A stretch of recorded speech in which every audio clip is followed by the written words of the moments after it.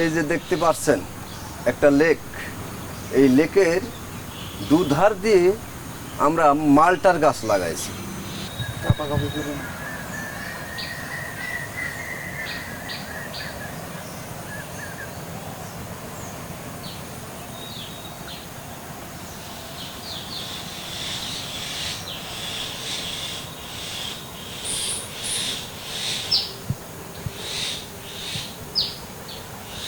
এই মালটার গাছে দেখুন কি পরিমাণ মালটাটা আছে।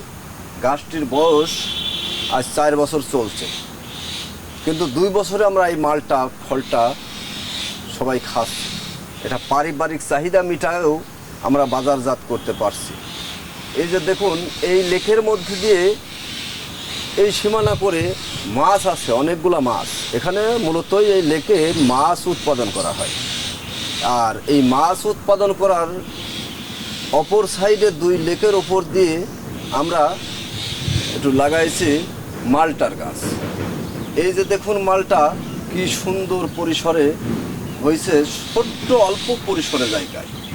তো এই অল্প পরিসরে জায়গায় এই মালটা উৎপাদন করে দেখানো সম্ভব।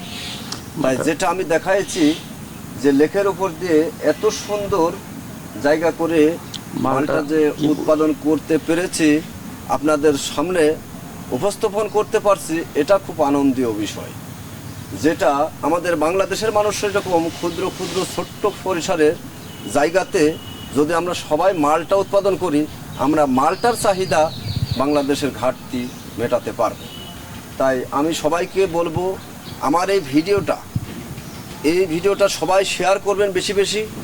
আর অল্প পরিসরে যাদের জায়গা আছে তারা আমার মতো লেক তৈরি করে দুধার দিয়ে মালটার গাছ চাষ করবেন। আপনারা অনেক লাভবান হতে পারবেন অল্প জায়গাতেই। কিন্তু দেখুন কি সুন্দরভাবে মালটা সাজিয়ে আছে। গাছ প্রতি কিছু না হলেও 1.5 মণ করে মালটা আছে। তাহলে এখানে মাছও আমি পাচ্ছি, আবার মালটাও খেতে পারছি। পারিবারিক চাহিদা মেটাও। মালটার সাইজ কেমন হয়েছে? হ্যাঁ, মালটার সাইজটাও খুব সুন্দর। এই যে দেখুন এই বাজারে যা বিক্রি হচ্ছে তার চাইতেও আরও বড়ও হচ্ছে। সব গাছের মালটা সমান হয় না এখনো, কিন্তু কিছু কিছু মালটা এখন খাওয়া ধরছে, খেতেও খুব সুস্বাদু।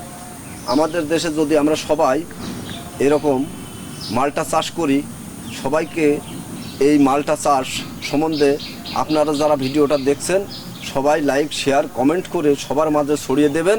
আমার মতো সবাই যেন অল্প পরিসরে জায়গা যাদের আছে তারা যেন এমন ধরনের চাষ করতে পারে, করলে পরে আমরা বাংলাদেশিরা লাভবান হব।